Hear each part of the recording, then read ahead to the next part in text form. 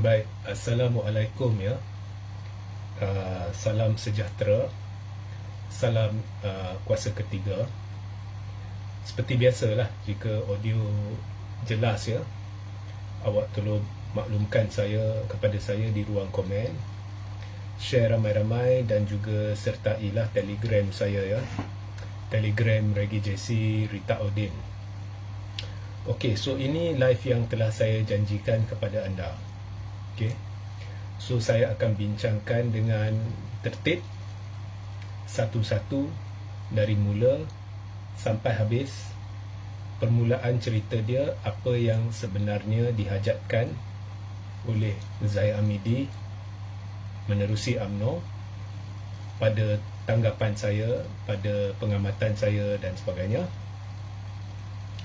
Dan kemudian kita akan beralih kepada apa yang harus dilakukan oleh Perikatan Nasional. Tetapi sebelum itu, saya akan ceritakan bagaimana akhirnya semua ni, apa yang berlaku sebelum PRU 15 akan menjurus kepada Najib kembali sebagai Perdana Menteri. Sesuatu yang buat masa ni tidak dapat dielakkan. Tidak dapat dielakkan oleh Zahid, tidak dapat dielakkan oleh Anwar, tidak dapat dielakkan oleh sesiapa. Okey. So ini akan berlaku. Bagaimana saya capai kesimpulan ini, awak boleh dengar. So ini adalah hasil perbincangan ya, termasuk tokoh pemikir, penganalisa, dan ada juga orang yang boleh dianggap ahli politik, tidak berpihak ya, dia kedua-dua belah ya. So awak dengar sampai habis. So ini akan menjadi satu titik cerita yang menghubungkan banyak live saya, bukan semua, tapi banyak live saya yang penting-penting kebelakangan ini, yang memberikan anda gambaran penuh ya. So awak dengarlah ya, awak takkan rugi. Okey, kita mulakan dengan Zahid Hamidi. Now, sebelum PRU 15, Zahid dia beria-ia hendak pilihan raya umum diawalkan. Tetapi sebelum itu dia beria-ia hendak jatuhkan kerajaan pimpinan Pakatan Harapan. Now, saya percaya Zahid ni memang nak jadi Perdana Menteri. Tetapi bukannya mudah. So, pertama sekali perlu runtuhkan kerajaan PH dulu di bawah kepimpinan Tun Mahathir. Now, apa yang dibuat oleh Zahid dan juga pada masa itu Najib ialah mereka bersetuju untuk bersekongkol dengan Muhyiddin Yassin dan Azmin Ali. So Azmin telah menjadi antara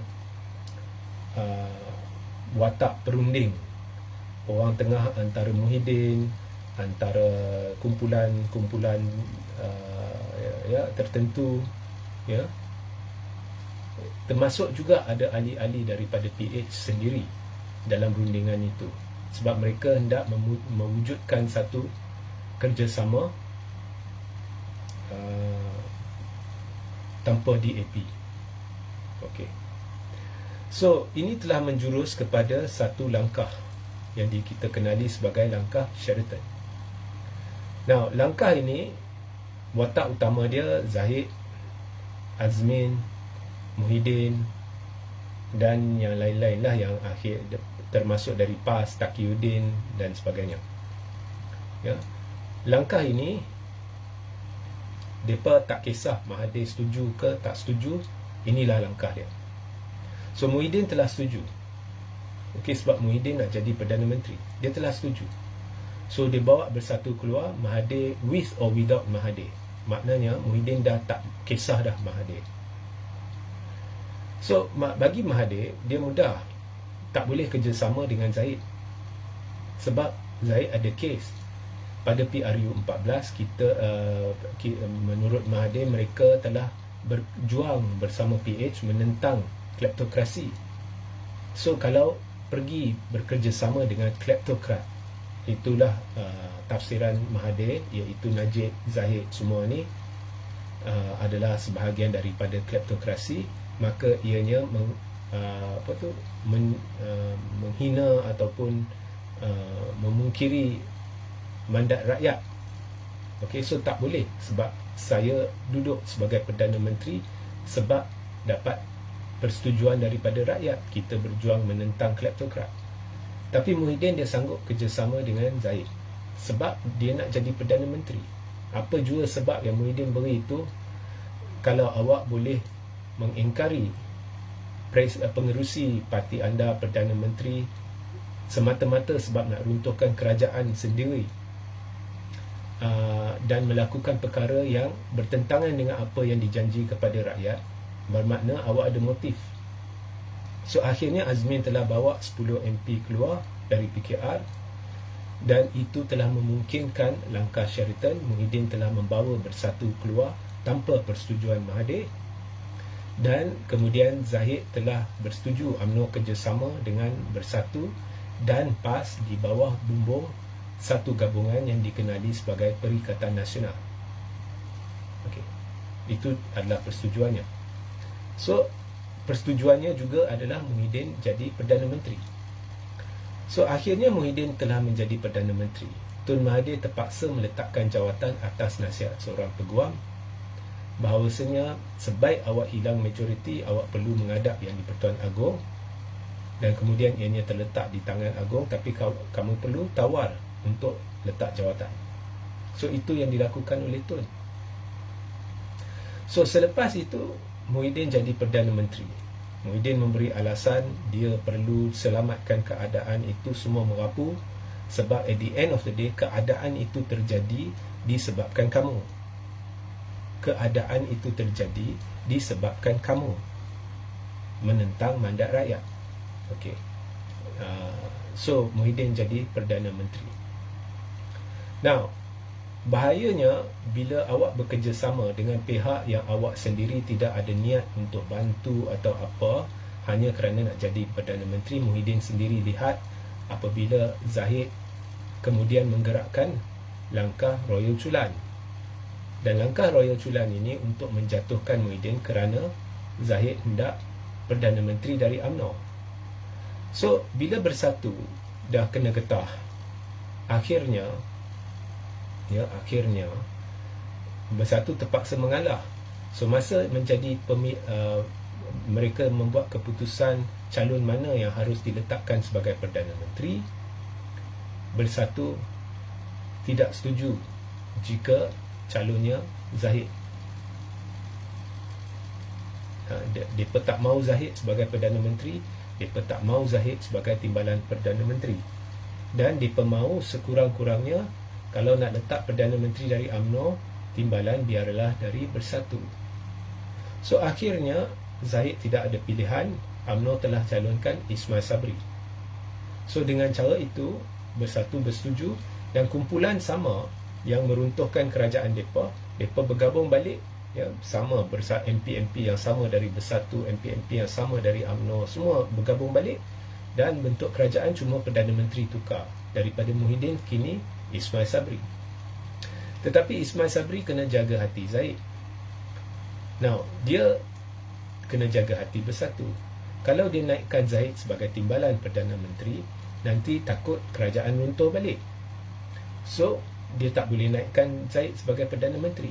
Kalau dia naikkan Muhyiddin sebagai timbalan Perdana Menteri, takut UMNO runtuhkan kerajaan balik. So, tak boleh jadikan Muhyiddin timbalan Perdana Menteri. So akhirnya jawatan timbalan Perdana Menteri dibiarkan kosong. Ismail Sabri hanya fokus kepada Menteri Kanan. So itu cerita dia mengapa Ismail Sabri tidak melantik timbalan Perdana Menteri. Kemudian Zahid menekan hendak pilihan raya diawalkan, dan dalam proses dia menekan itu, mereka telah mencetuskan PRN awal di Johor untuk menunjukkan bahawa BN boleh menang besar. Dan BN memang menang besar di Johor, sebab bukan hanya Johor kubu kuat BN, tetapi peratus yang keluar mengundi terlalu rendah. Tetapi ada juga gelombang bosku, sebab Najib pada masa itu belum masuk penjara. So ada gelombang bosku. So Gelombang bosku ni kita boleh lihat impak dia apabila dalam kemenangan PRN Johor, kita lihat apabila berlaku, ya, mereka bersorak gembira meraihkan kemenangan, Ismail Sabri diketepikan. Yang orang bersorak bila naik pentas ialah Najib. So Najib sebenarnya dia telah menjadi ikon UMNO. Zahid tenggelam, Ismail Sabri tenggelam dan sebagainya. Tetapi akhirnya Najib masuk penjara. Najib telah dipenjarakan. Dan selepas Najib dipenjarakan, Zahid telah menggunakan itu antara alasan-alasan mengapa PRU perlu diawalkan. Dia beri banyak alasan. BN akan menang besar kononnya, walaupun dia tahu itu tidak akan berlaku. Dia beri dan bukan Zahid tetapi persekitaran UMNO ni ada bisikan-bisikan bahawa kita perlu PRU awal supaya lepas itu boleh dapatkan pengampunan untuk Najib. Jadi dia pun menguja penyokong Najib. Dia pun menguja penyokong Najib. So akhirnya Ismail Sabri tertekan dan parlimen telah dibubarkan awal. Dan selepas parlimen dibubarkan, ada ura-ura, semalah sebelum pun ada ura-ura, Zahid sebenarnya sudah masuk perjanjian dengan Anwar dan DAP, mereka akan tubuh kerajaan. So kita berhenti di situ sekejap.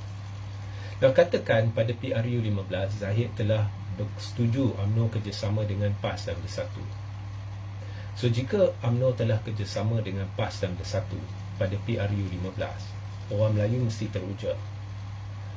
UMNO mungkin daripada 26 kerusi yang dia menang pada PRU 15 lepas, UMNO mungkin boleh menang 36 kerusi sebab orang Melayu akan teruja. Bersatu akan menang lebih sikit, PAS akan menang lebih sikit.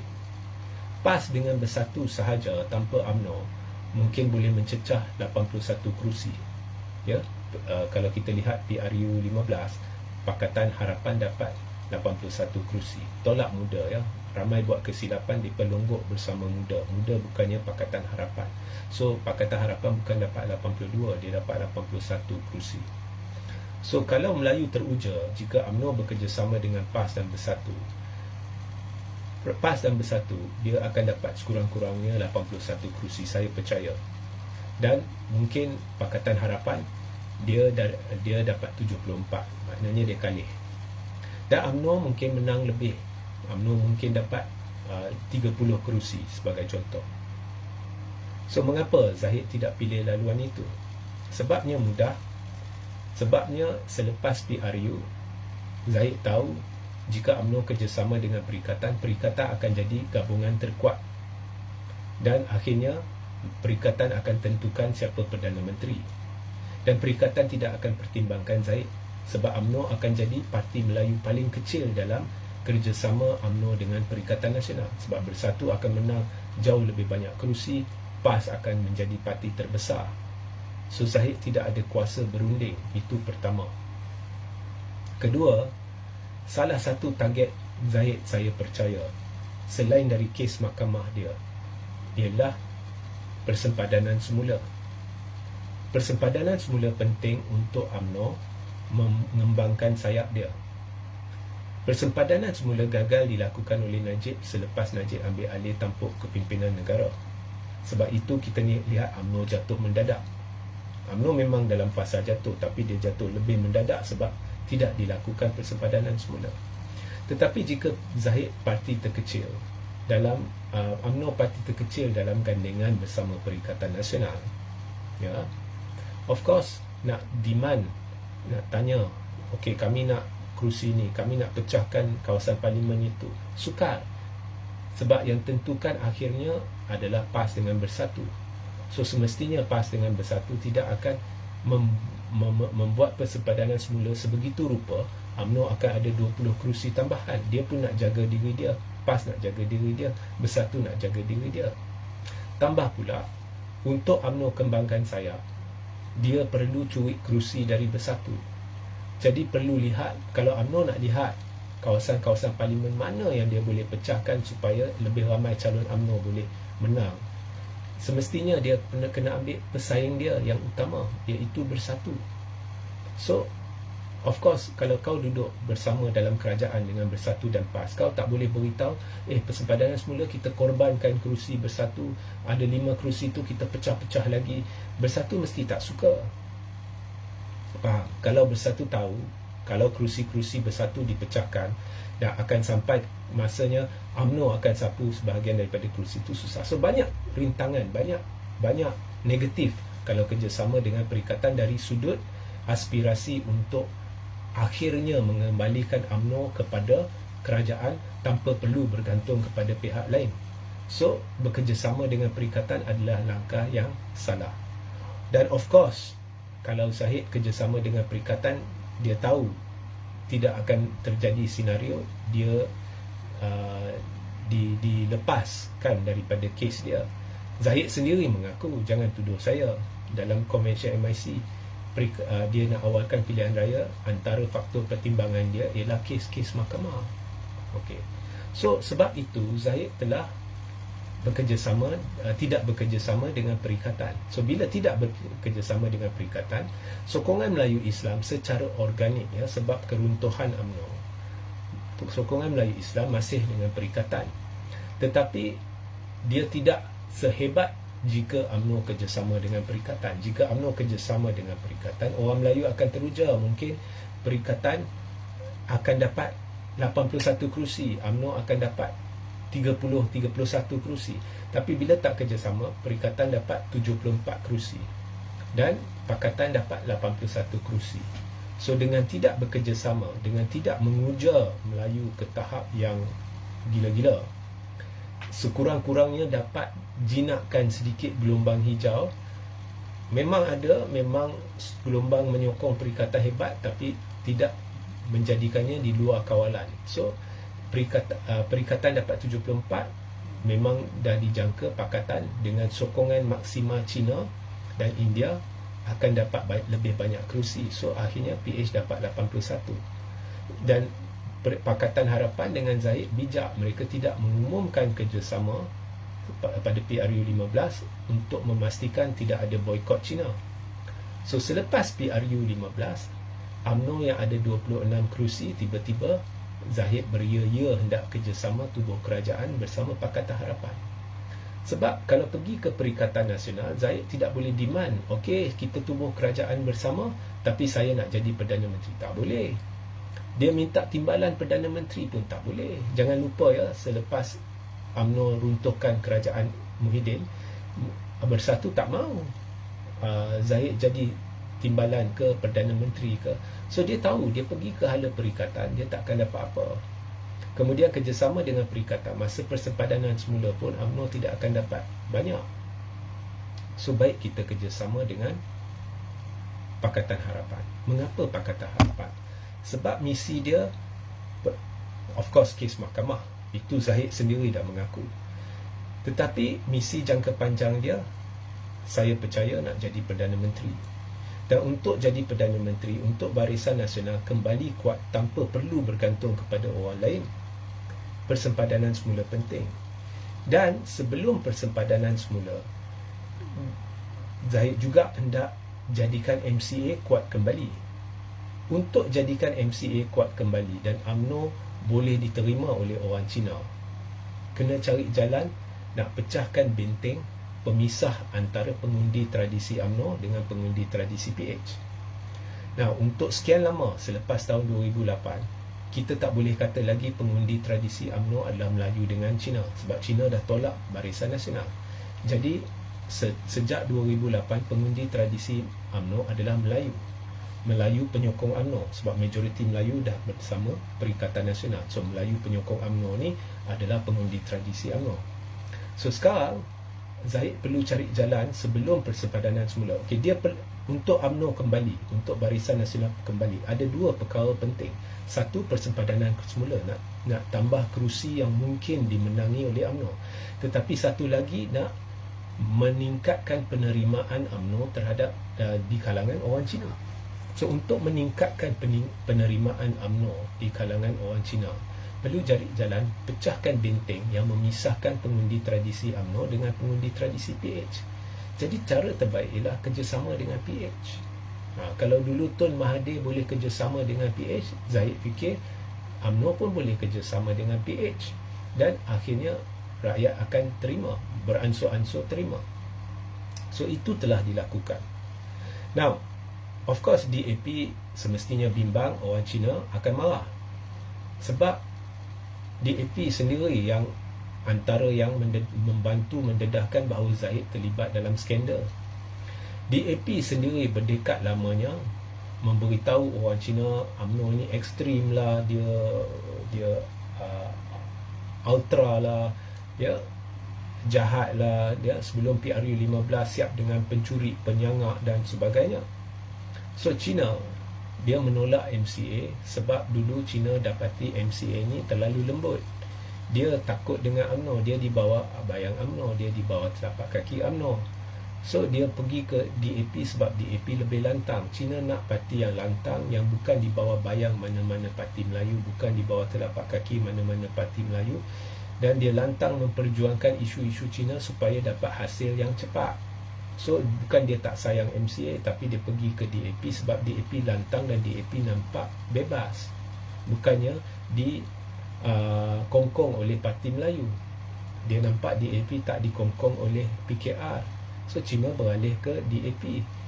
Jadi tiba-tiba orang Cina lawan UMNO, dia sokong DAP, dia terpaksa tolak MCA sebab dia fikir MCA di bawah bayang UMNO, MCA ni harimau yang tak ada taring, tak takut dengan UMNO. Tiba-tiba dia sokong DAP, dia dapat UMNO dalam kerajaan. Right? Tapi China diberitahu lebih baik UMNO daripada PAS. Kalau dulu DAP takutkan orang Cina terhadap UMNO, kini DAP tukar fokus kepada PAS. Dia takut-takutkan orang Cina terhadap PAS. PAS ini ekstrim, PAS macam ini, PAS macam itu. Kemudian kerajaan wujudkan konsep 3R, dan mangsanya selalu pemimpin-pemimpin pembangkang. Kalau cakap silap sikit kena 3R. Kalau pemimpin DAP dalam 2 tahun ni banyak kenyataan beracun. Contoh-contoh saya dah berikan, ya, gelombang hijau lah, akan runtuhkan kuil ke gereja ke apa ke, ya. Kalau fikir PAS ni, fikir potong kemaluan lah, macam-macam, tak diambil tindakan. So sekurang-kurangnya orang Cina berpendirian, asalkan bukan PAS tak apalah, kita berkompromi, ya, asalkan bukan PAS, ya. So mungkin Cina teruja 3R digunakan untuk mengekang PAS, ya. So tidak akan berlaku ekstrim, ya, dan sebagainya. So pada pilihan raya yang berlaku, pilihan raya 6 negeri, teruji tahap kesetiaan Cina terhadap DAP, dan pada PRN 6 negeri terbukti orang Cina tidak meminggirkan DAP. DAP kekal kuat. So strategi itu telah berjaya. Tetapi apa yang gagal dilakukan ialah untuk memecahkan benteng pemisah antara penyokong tradisi DAP dan penyokong tradisi UMNO. Dalam pilihan raya 6 negeri, orang Cina kalau nampak calon UMNO, dia tidak akan sokong calon UMNO tu. Dan begitu juga pengundi tradisi UMNO, orang Melayu, di mana-mana kerusi nampak kerusi orang calon DAP, dia tidak akan pergi sokong calon DAP ke PKR ke, dia tidak akan sokong. So maknanya kerjasama tu gagal membuahkan hasil dari sudut meningkatkan kekuatan kedua-dua parti itu, kerana ada sokongan dari pengundi tradisi masing-masing yang menyokong sesama mereka lah. So gagal. So mereka tidak berputus asa. Dalam semua PR case seterusnya, mereka cari formula. Akhirnya di mahkota, mereka telah menggunakan formula, jom kita bekerjasama sebagai jentera perpaduan. Bukannya jentera DAP, bukannya jentera UMNO, bukannya jentera PKR apa, tetapi jentera perpaduan. Okey. Mereka berani berbuat demikian di mahkota kerana pada tanggapan UMNO dan PH itu kerusi selamat. Jadi kita boleh eksperimen di sana. Jadi mereka eksperimen lah. So mereka masuk sebagai jentera perpaduan, dan tiba-tiba benteng pemisah antara pengundi tradisi PH dengan pengundi tradisi UMNO dipecahkan. UMNO tidak meningkat sokongan Melayu dia.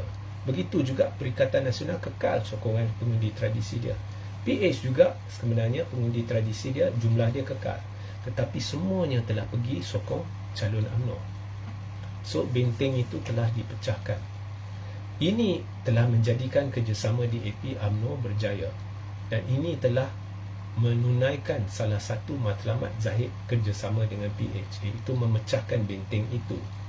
Sebab bila benteng itu dipecahkan, UMNO akan menjadi lebih kuat di masa hadapan. Kalau benda ni boleh diulangi di semua kerusi parlimen di seluruh negara, jadi mana-mana kerusi yang UMNO menang tipis, dia akan menang lebih besar, sebab sekarang dia boleh dapatkan sokongan Cina.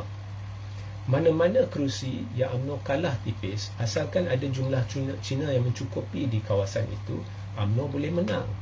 Dan UMNO mungkin boleh menang kerusi-kerusi baru. Begitu juga MCA boleh menang lebih banyak kerusi. Mungkin pada sekarang kalau MCA, mungkin dia boleh, kalau PRU dia boleh dapat 5 hingga 6 kerusi tambahan, ya, mungkin lebih, ya. So itu satu kejayaan di mahkota. Mengapa berjaya?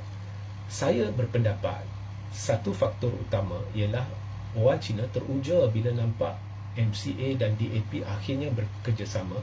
Ini adalah melangkaui apa yang mereka hajatkan selama ini. Kalau awak tengok sejarah Cina, dia bukan tak sayang MCA. Saya nampak Cina lebih sayang MCA berbanding dengan DAP. Tetapi dia terpaksa pergi ke DAP kerana MCA dia anggap harimau yang dah hilang taring di bawah bayang UMNO. Tiba-tiba sekarang MCA nampak lah, ya, di mahkota. Dia sebenarnya MCA dengan DAP ni dia tak boleh bersatu, tapi nampak dah bersekutu. Ini menjadikannya lebih kuat. Macam representasi orang Cina ni dah jadi lebih mantap. Sekarang kita tak payah nak fikir MCA atau DAP, kita dah ada satu pergabungan yang cukup mantap yang memperjuangkan isu orang Cina. Saya rasa Cina teruja. Itu yang telah memecahkan benteng pemisah antara pengundi tradisi UMNO dengan pengundi tradisi DAP. Tetapi DAP perlu sedar, ini bermakna Cina sudah kembali yakin dengan MCA. Dan sekarang ada juga ramai Cina yang tak puas hati dengan DAP kerana peratus yang tidak keluar mengundi rendah. Tinggi Cina, maknanya bila tinggi, mesti sudah ada wujud satu jalur pengundi Cina atas pagar. So ini yang telah berlaku. So maknanya sekarang ni UMNO berpotensi menjadi lebih kuat. Dia sudah kembalikan sedikit sebanyak sokongan kepada MCA, dan satu daripada matlamat Zahid telah tercapai, iaitu kekuatan UMNO ditingkatkan bukan hanya dari sudut persempadanan semula, tetapi dari sudut sokongan Cina. Okey. So sekarang kita masuk PRU 16. Mengapa saya fikir PRU 16 akan diawalkan ke tahun depan sebelum persempadanan semula? Okey. Kalau PRU 16 diadakan sebelum persempadanan semula, Zahid, jika jentera perpaduan ni boleh ulangi ke apa yang berlaku di mahkota di seluruh negara dalam 222 kerusi parlimen, atau tolak Sabah dan Sarawak di Semenanjung sahaja, ya, semua kerusi parlimen. Kalau dia boleh ulangi, dan kalau Zahid boleh kawal jentera Barisan Nasional, sebab jentera Barisan Nasional telah melakukan boikot besar-besaran pada PRU 15. Okey. Dan saya percaya boikot ini atau sabotaj ini akan berlaku juga pada PRU 16, sebab mungkin UMNO dengan DAP ada formula lah, nak kerjasama lah, apalah. Ini antara Zahid dengan kepimpinan parti masing-masing, tetapi di peringkat akaumbi, di peringkat rakyat Melayu Islam tolak DAP dan mereka tolak Zahid. So jentera pada PRU melibatkan terlalu ramai orang yang Zahid tidak boleh kawal, dan mereka boleh sahaja sabotaj suruh sokong Perikatan Nasional. Ini pernah berlaku pada PRU 15. Tetapi Zahid tak perlu bimbang. Dia kalau kerusi-kerusi yang memang diyakini boleh menang, UMNO boleh menang, contohnya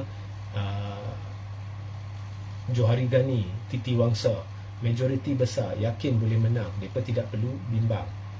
Tapi pada kerusi-kerusi di mana UMNO sama ada telah pernah kalah tipis atau menang tipis, mereka boleh fokus jentera di sana, kawal jentera di sana untuk pastikan tidak berlaku boikot. So mereka boleh identify kerusi-kerusi yang mereka fikir boleh menang jika China sokong calon UMNO untuk mengelakkan boikot di kawasan-kawasan penting. Silap hari bulan pada PRU 16, UMNO akan tambah 10 kerusi dengan sokongan orang Cina. Dengan jentera perpaduan, ya, dia akan, ya, dan juga jangan lupa, ya, bukan hanya jentera UMNO yang akan ada sana. Jentera perpaduan ni termasuk jentera Pakatan Harapan dan MCA dan sebagainya, kan. So silap hari bulan UMNO boleh tambah 10 kerusi. Kemudian MCA boleh tambah 5 kerusi. Atau UMNO boleh tambah 15 kerusi. MCA tambah 5 kerusi. So UMNO ni, Barisan Nasional ni boleh tambah 15 hingga 20 kerusi. Begitu juga PH, dia mungkin boleh dapat contohnya tambahan 5 kerusi. 5 kerusi. Mengapa 5 kerusi? Sebab di kawasan-kawasan tertentu, UMNO, walaupun sokongan Melayu terhadap UMNO ni kecil, tetapi di kawasan-kawasan tertentu di mana katakan PH dia kalah tipis, dengan sokongan pengundi Melayu UMNO, mungkin dia boleh menang kerusi-kerusi itu, mungkin boleh tambah 5 kerusi. Jadi PH dengan UMNO boleh tambah 15 hingga 20 kerusi. Bukan 20 hingga 25 kerusi PH dengan UMNO. So katakan PH dengan UMNO tambah 20 kerusi lah, kita ambil minima 20. So sekarang PH dengan UMNO pada PRU 15 dapat berapa? PH dengan Barisan dapat 30, kan. PH dapat 81. 30 campur 81 berapa? 111. Satu kerusi kurang untuk majoriti. Dulu dia pemenang majoriti tanpa Sabah Sarawak sebab Syed Saddiq, 112. Tapi kalau PH campur Barisan Nasional, 111. Tapi sekarang kau tambah 20 kerusi, 111 jadi berapa? Tanpa persempadanan semula, ya, kalau PRU tahun depan. 111 campur 20, 131. Bukan majoriti mudah, ini majoriti selesa. Majoriti mudah ialah 112, ini majoriti selesa. Tanpa perlu bimbang Sabah dan Sarawak. So PH mungkin 86 kerusi, Barisan Nasional daripada 30 jadi 45, bertambah kuat. Nampak? Okey. Dan tak payah Sabah dan Sarawak. Jadi Anwar tak perlu melutut sangat lagi dengan kehendak-kehendak Sabah dan Sarawak. Okey. So orang akan tanya saya, kalau begitu mengapa tak tunggu PRU persempadanan semula lagi hebat? Betul, kita sampai persempadanan semula nanti. So sekarang lepas PRU 16, Anwar akan kembali sebagai Perdana Menteri. So 2025 katakan PRU 16, ya, Anwar akan kembali sebagai Perdana Menteri. Of course Zahid tak boleh demand jawatan Perdana Menteri. Okey, sebab Barisan Nasional hanya 45 kerusi, ya, 45 kerusi. Pakatan Harapan jumlah dia 86 kerusi. Of course Zahid tak boleh demand timbalan Perdana Menteri. Tetapi Zahid boleh Perdana Menteri, tapi Zahid kekal timbalan Perdana Menteri. Kalau Anwar tak beri Zahid timbalan Perdana Menteri, Zahid akan pergi ke Perikatan Nasional. Faham? Perikatan Nasional mungkin akan terjejas sedikit atau dia kekal sama, itu saya tidak tahu. Tetapi Zahid dia tetap akan lebih kuat dari UMNO. So of course Zahid kat antara Perikatan dengan Anwar, dia akan pilih Anwar. Kalau dia pergi kat Perikatan, walaupun UMNO menunjukkan peningkatan, UMNO masih lagi tidak begitu kuat dalam Perikatan Nasional. So Zahid tak boleh demand. Kalau berlaku persempadanan semula, masih menjadi masalah yang sama. Perikatan Nasional tidak akan bantu UMNO untuk kembangkan sayap dia. So Zahid akan kekal bersama Anwar.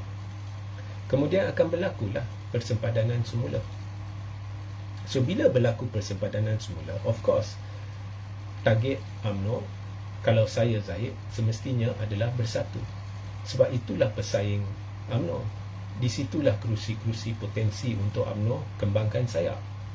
Jadi di tempat-tempat kerusi parlimen mana boleh pecahkan, especially jika didapati bersatu tidak begitu kuat di kerusi itu, majoriti dia mungkin sekadar 2-3 ribu je. Kalau dipecahkan, bersatu akan jadi lemah, UMNO akan jadi kuat, kerana UMNO sudah ada penyokong Cina menerusi MCA. MCA pun dah dapat sokongan Cina, UMNO pun dah dapat sokongan Cina. Jadi kerusi-kerusi kuat bersatu akan dikurangkan, ya, dan UMNO akan dapat potensi tambahan 20 kerusi. Sana sini mereka cari, termasuk dari bersatu, dia akan berpotensi tambah kerusi 20 kerusi. So kepada PRU 16, UMNO menang berapa tadi, kita buat anggaran, dia menang, dia tambah 10 kerusi kan. So kalau tambah 20 lagi, maknanya pada PRU 17 UMNO berpotensi dapat 30 kerusi tambahan. Jadi sekarang UMNO ada berapa? 26 campur 30, 56. Begitu juga mereka akan cari jalan untuk meningkatkan kerusi MCA. So kalau meningkatkan kerusi MCA bukan susah nak cari sampai 20 kerusi. Okay. So boleh tak Anwar kata no to Zahid? Tak boleh. Sebab kalau Anwar kata no to Zahid, Zahid boleh sahaja pergi bekerjasama dengan Perikatan Nasional. Sebab Anwar atau PH tanpa UMNO, dia hanya bergantung kepada pengundi Cina dan India. Sokongan Melayu dia kurang. Kalau tiba-tiba Anwar tak beri apa yang Zahid mahu semasa persempadanan semula, kalau tiba-tiba Zahid kata okey, kita pergi bekerja, kita tubuh kerajaan bersama Perikatan Nasional, dan masa itu pun anyway, dia pergi ke Perikatan Nasional. Jangan lupa MCA dengan UMNO akan bawa sebahagian daripada pengundi Cina. Bukan banyak, tapi dia akan bawa sebahagian, maybe 20%. DAP akan jadi makin lemah, Anwar akan jadi makin lemah. Pada PRU 17, PH akan jatuh lagi. Dari PRU 13 sampai PRU 15, PH sebenarnya jatuh. Dia akan jatuh lagi, walaupun buat persempadanan semula, sebab dia akan hilang pengundi tradisi dia. So they will not take the risk. Mereka akan beri Zahid apa yang dia mahu. So maknanya pada PRU 17, okay, Zahid dan UMNO dan Barisan Nasional lah, UMNO berpotensi daripada 26 kerusi dapat 50 kerusi lah. Actually saya percaya boleh sampai 50 hingga 56 lah, 30 tambahan, ya. So 56 lah, ya. MCA berpotensi dapat 20 kerusi, asalkan dia kerjasama dengan PH lah pada PRU 17. So 56 campur 20, kita ambil minima lah, ya. Berapa? Okey, so mula-mula benteng pemisah antara pengundi tradisi UMNO dengan DAP dah pecah. Sekarang UMNO tanpa persempadanan semula, kita buat kiraan tadi, dia dah berpotensi pada PRU 16 naik 10 kerusi, MCA naik kepada 5 kerusi, so total 15 kerusi. Kemudian lepas persempadanan semula, UMNO berpotensi tambah kemenangan, ya, campur dengan sokongan Cina, campur dengan dia pecahkan kerusi bersatu, campur dengan mungkin diwujudkan 10 kerusi tambahan untuk UMNO, semua campur sekali, mungkin ada potensi menang lagi 20 kerusi. So maknanya 20 campur 10, 30 campur 26 yang ada sekarang ni, 56. MCA berpotensi pergi sampai 20 kerusi. So 56 campur 20, 76 kerusi. Jangan lupa ya, jumlah kerusi parlimen telah meningkat sebab persempadanan semula mereka akan tambahlah kerusi untuk UMNO, kerusi untuk PH, mungkin kerusi untuk PH ditambah 20 kerusi, kerusi untuk Barisan Nasional ditambah 20 kerusi ya. So anyway, mungkin UMNO boleh dapat. Okeylah, kita jangan ambil nombor yang besar-besar lah, ya. Nanti takut kiraan pun tak logik ya. Katakan UMNO boleh sampai 70 kerusi, Barisan Nasional boleh sampai 70 kerusi. Of course pakatan pun akan meningkat lah sebab jumlah kerusi parlimen dah meningkat lah ya. Tapi perikatan boleh tak meningkat. Saya khawatir perikatan akan terjejas. Dia sama ada kekal atau terjejas. Mungkin kalau tambah pun tambah sikit sebab mereka akan pecahkan kerusi bersatu. Okey, pesaing UMNO, saya percayalah. So saya percaya kalau meningkat pun, sebab perikatan kekuatan dia, Melayu Islam duk sokong perikatan makin ramai lah. Kalau meningkat pun mungkin dia akan 78 hingga 80 kerusi. So maknanya pada PRU 17 Barisan Nasional akan menjadi satu kuasa yang besar. Dia tidak jauh dari Pakatan Harapan. So dalam keadaan Barisan Nasional sudah jadi kuasa yang besar, selepas PRU 17, apa yang saya jangka ialah Zahid sekarang ni akan jadi kingmaker, bukan kingmaker kecil, kingmaker besar. Katakan barisan sampai 70 kerusi, dia bukan kingmaker kecil, dia kingmaker besar. Atau 65 kerusi pun dia kingmaker besar. 65 kerusi pun barisan dah kuat. Sekarang Zahid akan demand, sudah sampai masanya UMNO jadi Perdana Menteri. Kalau PH tolak, senang saja. Sekarang Zahid ada kuasa berunding dengan Perikatan Nasional. Mengapa dia ada kuasa berunding? Sebab Barisan Nasional jauh lebih besar dari Bersatu. Bersatu sudah dilemahkan, sudah dijinakkan. Malah saya khawatir Bersatu dah tak wujud lagi. Mungkin tak wujud lagi pun. Dan PAS, kalau banding dengan Barisan Nasional sebagai satu gabungan, PAS ni kecil. So kalau PAS nak tubuh kerajaan bersama Barisan Nasional, PAS kena terima Zahid sebagai Perdana Menteri ya? Dan Sabah dan Sarawak akan ikut Zahid. Satu lagi risiko yang Anwar akan tanggung ialah jangan sampai Barisan Nasional campur Sabah dengan Sarawak sahaja boleh tubuh kerajaan, tak perlu nak bincang dengan Anwar, tak perlu nak bincang dengan PAS. So Zahid akan jadi kuat. So saya percaya pada PRU 17 Zahid akan jadi Perdana Menteri. Okay. So anyway, kiraan yang lebih tepat ni semua kalau saya bentangkan nanti live ni jadi rumit lah. So saya percaya pada PRU 17 Zahid akan jadi Perdana Menteri.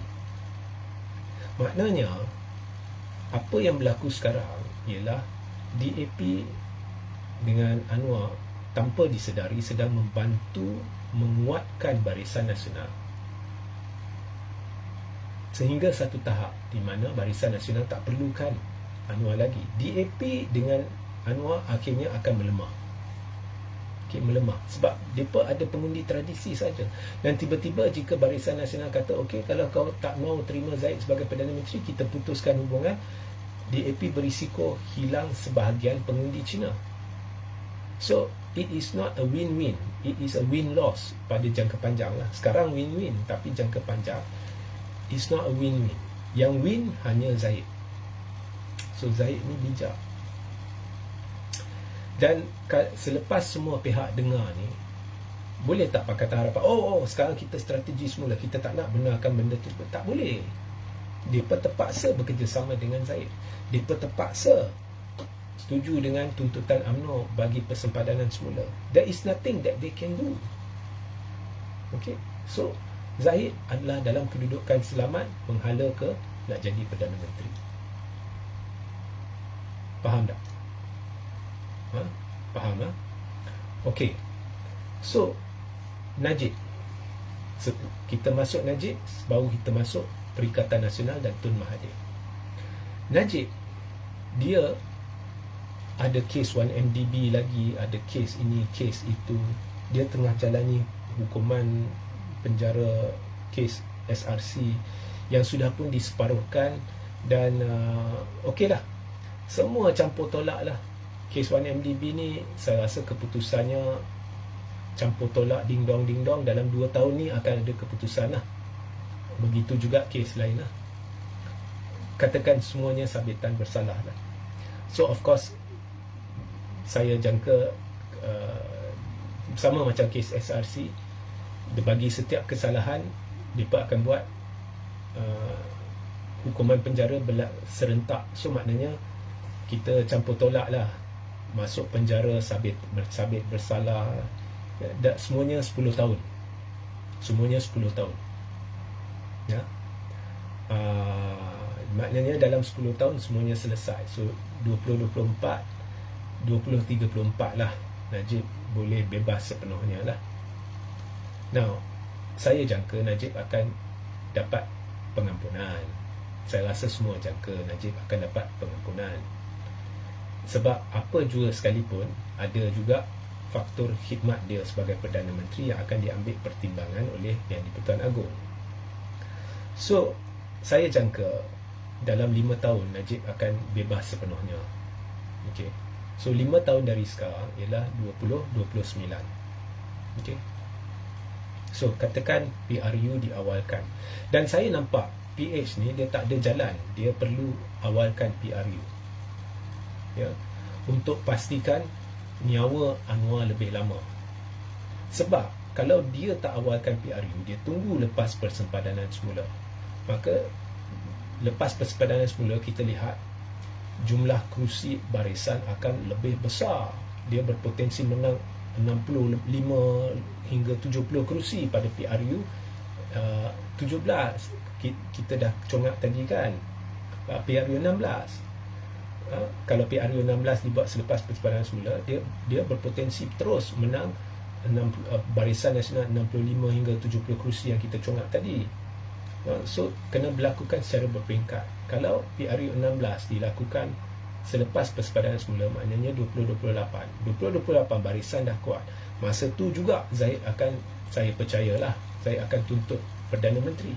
Tetapi kalau buat tahun depan, kemudian tahun depan katakan mereka buat November 2025 PRU 16. So Zahid setakat sekarang hanya boleh bergantung kepada peningkatan sokongan Cina, bukannya persempadanan semula. Jadi kalau barisan naik pun dalam 15 kerusi ya. So barisan akan bertambah kuat, tapi bukan begitu kuat sampai Zahid boleh demand jawatan Perdana Menteri. Dan kemudian pilihan raya umum seterusnya akan jatuh pada 2030 atau 2031. Jadi riwayat Anwar sebagai Perdana Menteri lebih panjang. Also of course saya jangka mereka akan buat PRU awal, iaitu tahun depan ya. Okey. So Najib saya rasa akan bebas sepenuhnya pada 29. Okey. So sempat untuk bertanding bagi PRU 17. Okey. Now bila Najib bebas, okey, gelombang bosku, gelombang penyokong Najib akan meningkat dan membayangi Zahid. Dan Zahid tak boleh elakkan, siapa pun tak boleh elakkan. Dan tadi yang saya bincang semuanya saya tak ambil kira gelombang bosku. Sekarang bila masuk gelombang bosku, mungkin rancangan Zahid boleh tergugat, sebab fenomena Najib akan membawa sokongan tambahan terhadap UMNO. Dia akan kakis sedikit daripada belah Perikatan Nasional, saya percaya. Dan of course Bersatu, itulah PRU 17, saya tak yakin Bersatu akan wujud lagi ikut apa yang saya jangkakan ini ya. Tetapi Najib tidak akan tuntut jawatan Perdana Menteri. katakan Najib diampunkan dengan cara sama seperti Anwar diampunkan, maka dia boleh bertanding dan sebagainya, tapi dia tidak akan tuntut, dia akan sokong Zahid sebagai Perdana Menteri. Ini adalah strategi. Najib tidak akan ambil risiko wujudkan masalah dalam UMNO sehingga pada PRU 17 orang meluat dan perikatan makin kuat. So dia akan sokong Zahid. So Zahid busuk pandang kiri kanan dia akan jadi PM pada PRU 17. Itu jangkaan saya. Dan Najib akan sokong. Tetapi dan dengan pengaruh Najib, tadi kita buat congakkan Barisan Nasional akan menang 65 hingga 70 kan. Sekarang mungkin lebih, mungkin 75 kerusi, mungkin lebih. So barisan akan kuat semula. Dan lepas PRU 17 yang dijangka 2030 atau 2031, melainkan Zahid awalkan lah.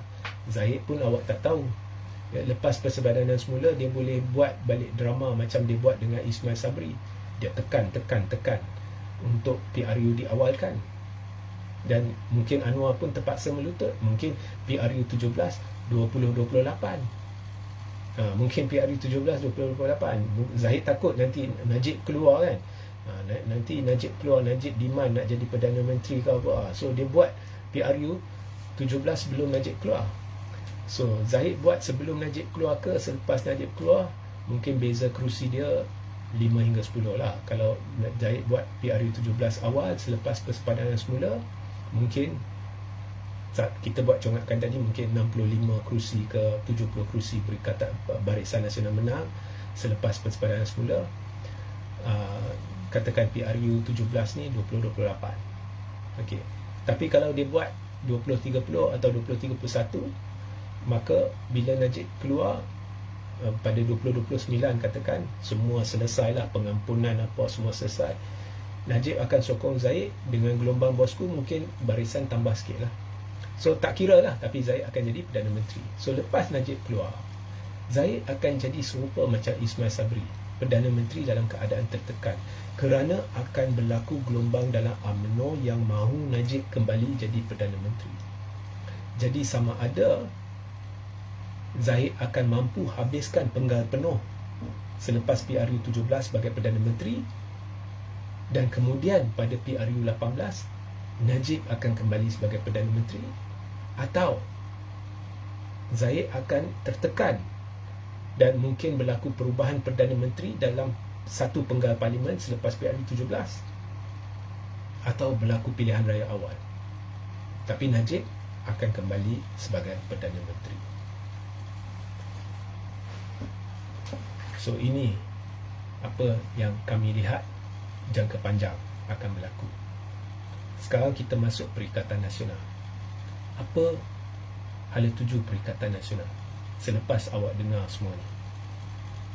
Kita boleh bincang. Pemimpin perikatan boleh panggil saya, boleh pentas umum, kita boleh bincang benda ni. Saya jadi panelis, saya bincang, saya tak kisah siapa duduk sana, Muhyiddin ke siapa duduk sana. Kita boleh bincang benda ni. Saya akan pegang kepada this timeline. Tetapi saya nak tanya, apa perikatan boleh buat untuk halang benda ni? Now, halang ni, saya tak ada masalah kalau benda berlaku secara organik. Kalau itulah yang berlaku secara organik, saya tak ada masalah. Tapi kalau perikatan hajatkan nak jadi satu kuasa yang besar, apa perikatan nak buat? Perikatan kalau perlu perhati apa yang barisan sedang buat. Barisan sedar dia perlu undi Cina. Apa yang Zahid buat ni semata-mata nak dapatkan sokongan orang Cina. Perikatan yang dah dapat sokongan Melayu secara semula jadi organik, dia megah dengan sokongan itu. Dia lupa kepentingan pengundi Cina. Kau tengok Zahid, dia sanggup buat semua ni, tapi dia ada rancangan jangka panjang. Semuanya berkisar di sebab sekitar sokongan Cina. Sebab UMNO dah lama dalam politik, dia tahu tanpa sokongan Cina, Barisan Nasional tidak boleh menjadi kuat dan tubuh kerajaan tanpa perlu bergantung kepada pihak lain. Sekarang perikatan, dia nak jadi kerajaan, dia perlu bergantung pada pihak lain. Okey, tanpa Zahid, tanpa UMNO, boleh tak perikatan dapat sokongan Sabah dan Sarawak? Tak boleh. Perikatan boleh tak bergantung kepada Pakatan Harapan? Tak boleh. Jadi, kalau perikatan nak bergantung pun, ianya perlu kepada UMNO.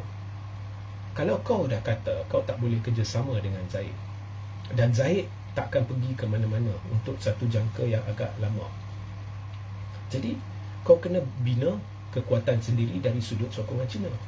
Kau satu gabungan seperti Barisan Nasional, so macam mana kau nak dapatkan sokongan Cina? Kalau asyik nak bercerita Melayu Islam, sokongan Melayu dah ada, dan awak tak perlu pinggirkan perjuangan agama, bangsa dan negara. Tetapi kalau terlalu ekstrim dengan setiap isu,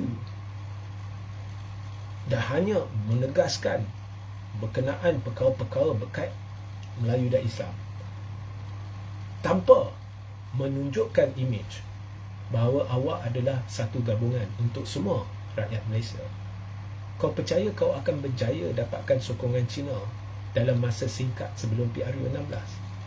Saya beri jaminan tak akan dapat. Tak akan dapat. Cina dah dapat sesuatu yang lebih baik. Mereka lari dari MCA pergi ke DAP untuk dapatkan sesuatu yang baik, iaitu satu parti yang lantang yang berjuang untuk diri mereka,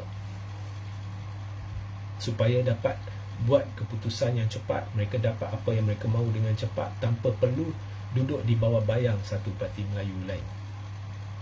Tiba-tiba sekarang mereka dah dapat MCA dengan DAP bekerjasama lebih hebat. Sekarang ada penyatuan menyeluruh orang Cina. Macam mana kau nak pecahkan benteng itu untuk dapatkan sedikit sebanyak undi Cina? Tetapi nasib baik, sudah wujud Cina atas pagar. Dan sekali dah wujud pengundi Cina atas pagar, sukar untuk satu jangka masa yang lama mereka akan kekal di sana. Macam mana kau nak dapat sokongan orang Cina itu dengan kepimpinan yang ada? Jangan kata pengundi Cina sahaja, pengundi Melayu pun sekarang di golongan muda, sebab golongan muda Cina dengan Melayu akan mendominasi PRU16. Lebih 50%, hampir 60% pengundi pada PRU16 adalah 45 tahun ke bawah. Kau fikir, dan fokus PRU16 adalah pengundi atas pagar, sebab majoriti Melayu dah bersama kau, majoriti Cina dengan India bersama dengan PH. Yang atas pagar ni adalah golongan muda Cina dengan Melayu. Kau fikir golongan muda Melayu sama macam zaman Hadi Awang dulu, sama macam zaman Muhyiddin dulu. Mereka terbeli dengan strategi hari-hari duk serang. Apa jua Anwar lakukan, sedikit sahaja serang dari sudut kacamata Melayu Islam. Kapal berlabuh di Pulau Pinang, walaupun sebenarnya ada kapal-kapal pernah berlabuh di tempat-tempat lain, oleh kerana dari China dan DAP memegang Pulau Pinang, dan mereka membuat satu majlis meriah bagi kapal itu, macam-macam dari sudut perkauman dilontarkan di situ. Kau fikir golongan intelek dan ramainya intelek, berfikiran intelektual, teruja. Saya dah jumpa ramai pemuda, dia bertanya hari-hari dengar benda sama saja. Kalau baca setahun lepas dengan baca hari ini laporan berita ke Harakah, dia sama aja. Anwar macam ni Melayu Islam, ni macam ni Melayu Islam, serang. Mereka bukan bodoh, mereka pun nampak. Okay, bila ringgit jatuh sikit, Anwar ringgit ya, mereka boleh nampak ini hanya serangan, bukannya berpandukan kepada satu analisa, satu penjelasan menyeluruh mengapa ringgit jatuh. Okey, ringgit jatuh sebab pentadbiran Anwar lemah. Mereka tahu dua-dua parti ni akan main naratif itu. Kalau Anwar bukan Perdana Menteri dan Muhyiddin Perdana Menteri, Anwar akan kata tak reti buat kerja. Perikatan pun sekarang lebih kurang sama. Bila ringgit meningkat, mereka tak mau benarkan pengikut mereka lihat kemungkinan ada faktor dalaman yang telah mendorong kepada ringgit mengukuh. Mereka asyik yakinkan penyokong, ini sebab US, benda ni berlaku, benda tu berlaku. So sama, naratif sama. Tapi tak ada diberi penjelasan yang boleh memungkinkan golongan muda ni faham, oh sebab itu perikatan kata ianya faktor Amerika dan tak ada faktor dalaman. Mereka telah jelaskan macam mana tidak ada faktor dalaman. Golongan muda sekarang lain, mereka boleh menilai sendiri. Apa yang mereka lihat sama aja.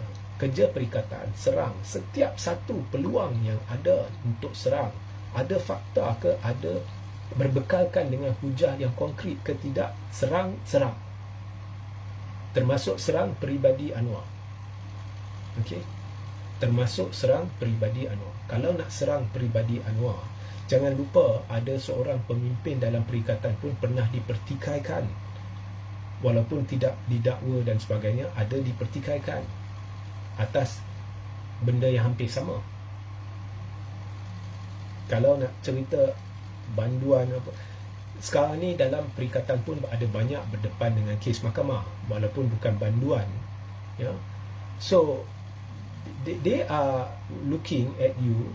Kerja dia apa? Serang, cari benda yang silam, serang, serang peribadi, cap dia banduan lah, apalah. Itu kerja perikatan. Tapi sebagai sebuah parti yang hendak tarik sokongan pengundi atas pagar golongan muda Melayu, kita jangan cerita Cina dulu lah, Melayu sahaja, apa sebab yang telah disajikan kepada mereka dari sudut strategi, dari sudut intelektual, dari sudut dasar, dari sudut okey, kau kritik benda ni tak betul, jadi apa penyelesaian perikatan? Kosong. Perikatan sekarang menampilkan diri dia tak ada substance, kerana pemimpin-pemimpin zaman lama mereka berfikiran seperti dulu. Orang pengundi ni muda, kita ujar mereka babak agama, bangsa, negara, mereka akan bersama kita. Kita cuma api-apikan mereka. Korang dah tak berpijak di bumi nyata. Golongan muda ni, Melayu ni, majoritinya masih bersama perikatan, tapi mereka beritahu mereka tak ada masalah dengan isu Anwar, dengan tuduhan-tuduhan berkenaan peribadi Anwar. Mereka tak kisah, dan mereka tidak ada masalah dengan DAP, walaupun mereka tahu DAP ni kadang-kadang keluarkan kata-kata beracun, tetapi mereka kata kadang-kadang kau lihat lepas pun agak ekstrim. Mereka ni berfikiran lain. Maklumat dengan mudah mereka boleh dapat maklumat dari internet. Mereka lebih terdedah kepada satu zaman teknologi di mana mereka sudah, cara berfikir mereka ialah sentiasa hendak maklumat, sentiasa hendak penjelasan yang mereka sendiri boleh dapat, yang tidak disajikan oleh pemimpinnya. Dan pemimpin-pemimpin masih fikirkan mereka boleh ujar pengundi, hari-hari buat pendedahan ini, pendedahan itu. Pendedahan, kau tahu tak, masa dulu M1MDB, orang buat pendedahan, pergi ke ceramah, golongan muda duduk di sana. Habis ceramah tu orang dedah, Najib dia luluskan bond ini, bond itu, this guy under Goldman Sachs apa, dia perjelaskan dalam ceramah. Habis ceramah tu kita pergi tanya, kita buat survey lah, kau faham tak apa? Satu apa pun tak faham. Yang mereka faham Najib ni, mesej dia Najib rompak.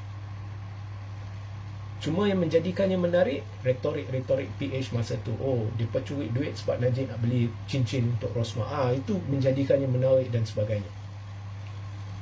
Ya. So, bila pergi cerita pendedahan, oh ini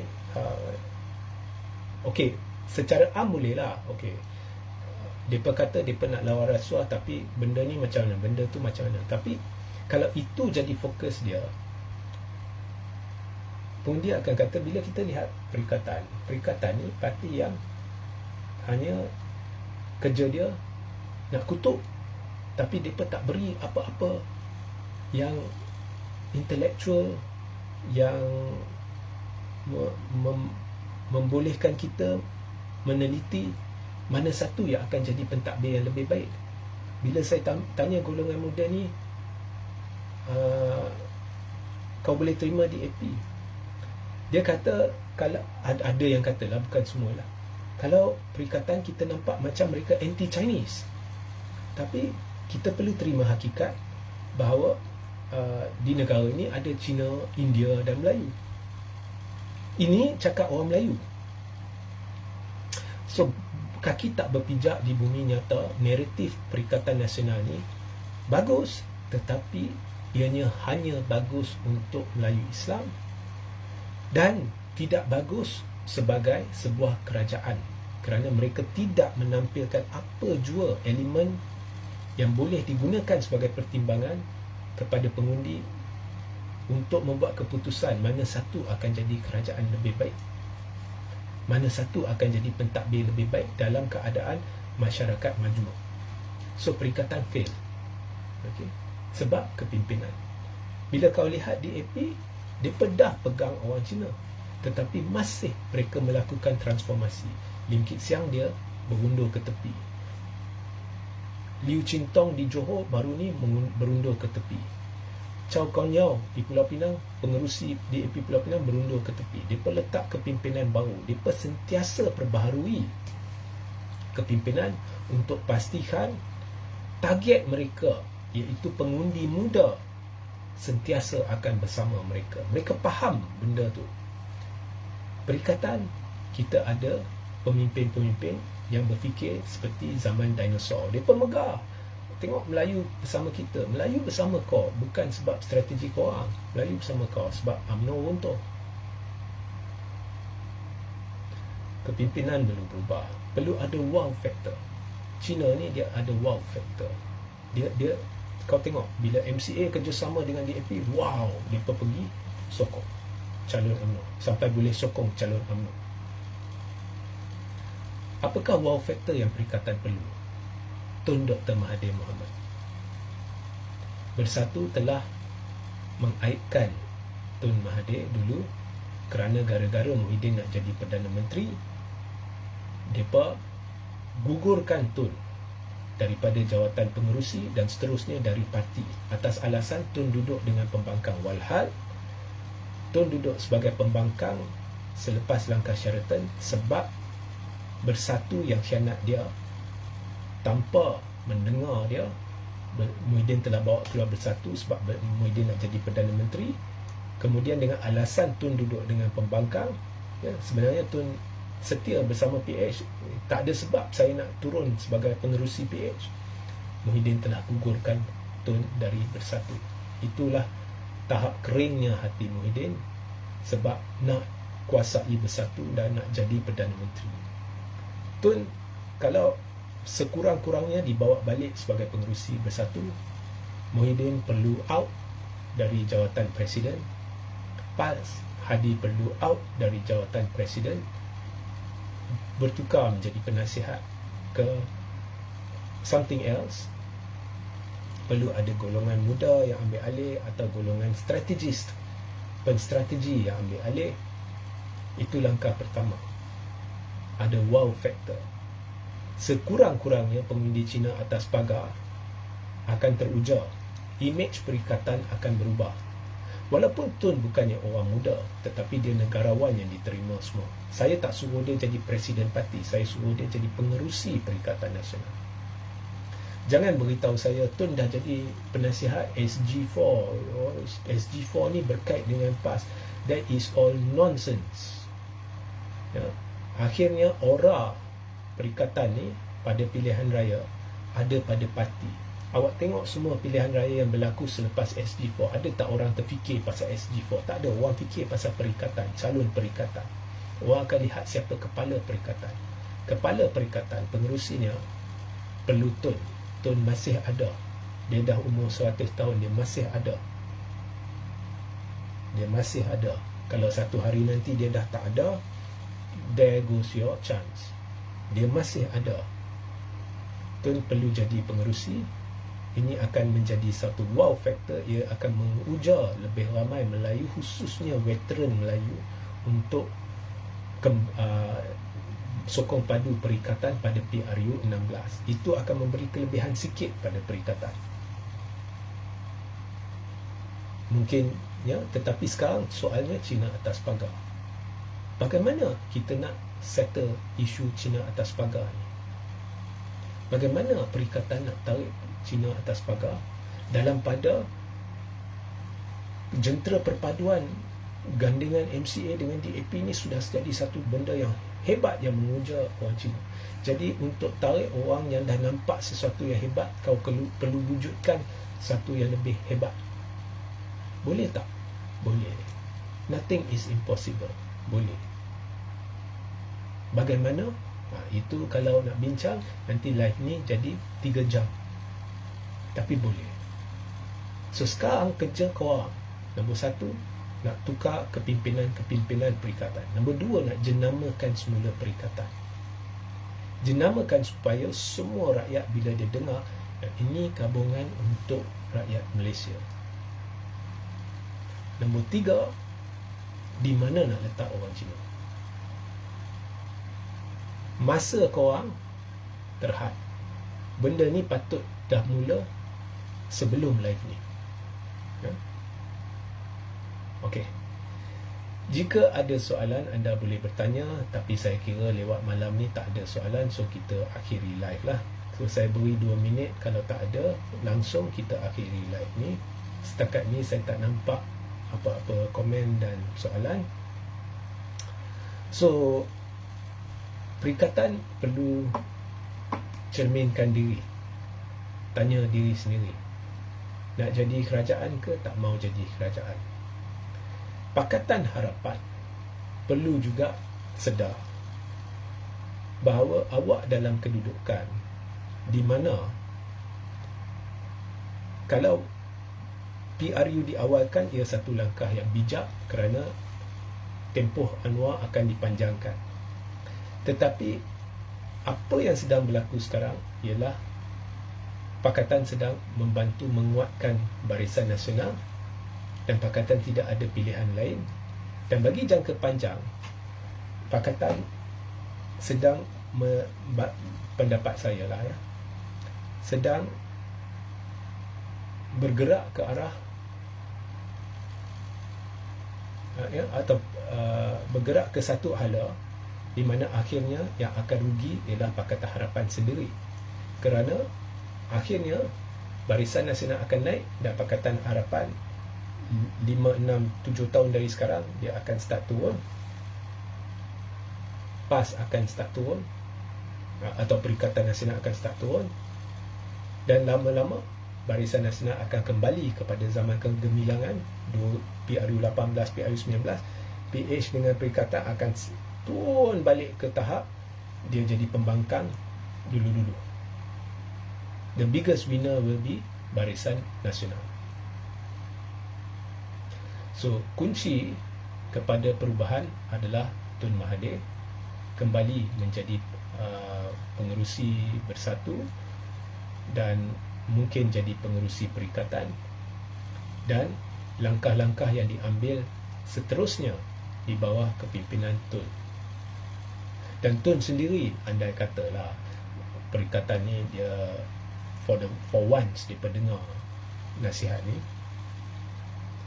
Tun pun perlu ubah naratif. Saya tak suruh gugurkan agama, bangsa dan negara, saya sendiri tak mahu gugurkan, tetapi jangan over dan cari jalan ubah naratif Perikatan Nasional kepada gabungan untuk semua. How to do it? Boleh. Boleh tak boleh? Of course boleh. Ya. So, okay. Sehingga ya, kita berjumpa di lain masa. Assalamualaikum, salam sejahtera, salam kuasa.